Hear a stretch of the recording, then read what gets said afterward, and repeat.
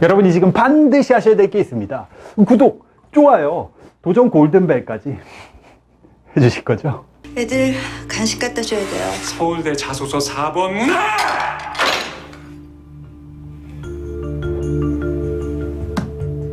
고등학교 재학 중 감명 깊게 읽은 책 3권도 내가 다! 아니 3권을 너무 감명 깊게 읽으셨나봐요. 화가 많이 날 정도로 읽으셨습니다. 아니면 나는 왜 간식을 안 갖다 주냐, 나도 초콜릿을 달라, 우유랑 같이 찍어 먹고 싶다, 이런 불만이 느껴집니다. 대신 영지 자소서 대신 그러니까 간식 나부랭이 챙길 생각 말고 부디 제발 자기 밥그릇 좀 뺏기지 말라고. 이제 이해가 됐습니다. 여러분은 지금 자소서 대필 후에 입금이 아직 안 돼가지고 아주 그냥 지금 분기탱천하신 로스쿨 교수님 보고 계십니다. 왜 이 드라마에서 서울대학교 자소서 싸범문항 이거를 왜 이렇게 외치신 걸까요? 모든 대학교에 자기소개서 1번부터 3번까지의 문항은 똑같다고 보시면 됩니다. 단 4번 문항만 대학이 자율적으로 선정을 해요. 자, 1번은 학습 경험을 통해 배우고 느낀 점을 쓰라. 2번은 교내 활동을 통해서 배우고 느낀 점을 쓰라. 그리고 3번째, 배움과 나눔을 통해서 배우고 느낀 점을 쓰라. 그리고 4번째가 대학마다 다르다는 겁니다.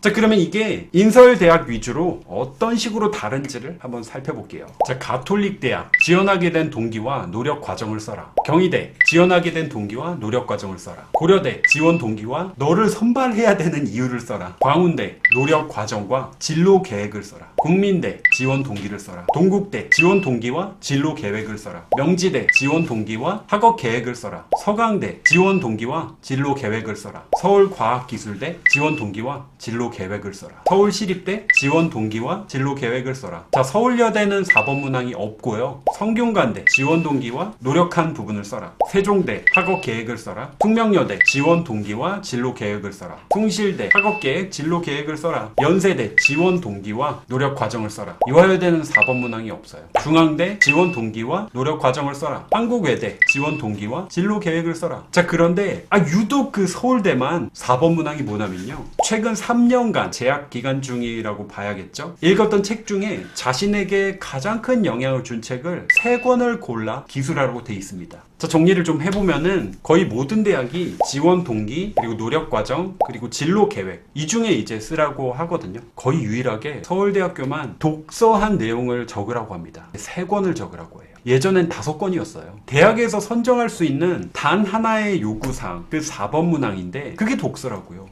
여기엔 상당히 큰 의미가 있습니다. 뭐냐? 서울대생이 되려면은 미친 듯이 독서를 해야 된다. 합격생 평균 35권 정도 읽는다고 했죠. 아무 생각 없이 독서를 하는 게 아니라 내 삶에 미친 영향, 즉 깨달음이 있어야 된다. 그걸 적어서 다른 사람한테 전달할 수 있어야 된다는 거예요. 그래서 합격한 학생들 중에는 어떤 책을 쓴 경우가 있냐? 미쳐야 공부다.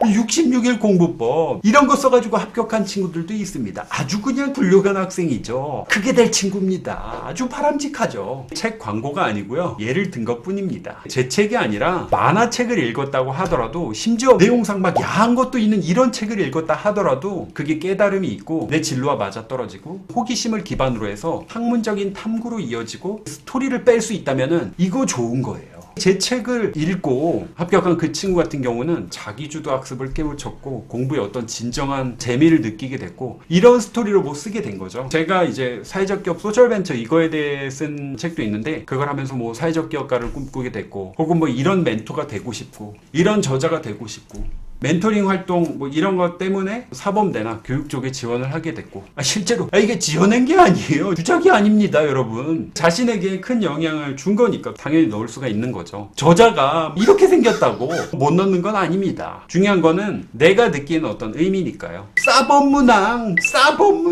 이렇게 하는 게 독서가 이제 원래 중요하기도 하지만, 특히나 서울대 같은 경우는 필수죠. 독서 활동이나 경험을 통해서 어필하는 게 굉장히 중요하겠죠. 만약에 만약에 서울대학교를 조금이라도 이제 염두에 두신다면 이 세 가지 책을 뭘 고를지 고등학교 입학한 다음부터 아니면 지금 당장이라도 탐색을 시작하셔야 됩니다. 이게 갑자기 책을 고르려고 하면은 어떻게 내 삶에 영향을 미쳤는지에 대한 것도 만들기가 진짜 쉽지가 않거든요. 그래서 제가 책 방송을 이유 중에 하나가 또 이런 것 때문입니다. 여러분들이 책을 읽을 시간도 부족하고 고를 시간도 부족하잖아요. 좋은 책이나 신간 같은 것도 요약해서 알려드리고 있는데요. 지금 그러면은 이 4번 문항을 한번 채워볼까요? 여러분 지금까지 살면서 여러분들에게 가장 큰 영향을 준 책은 뭔가요?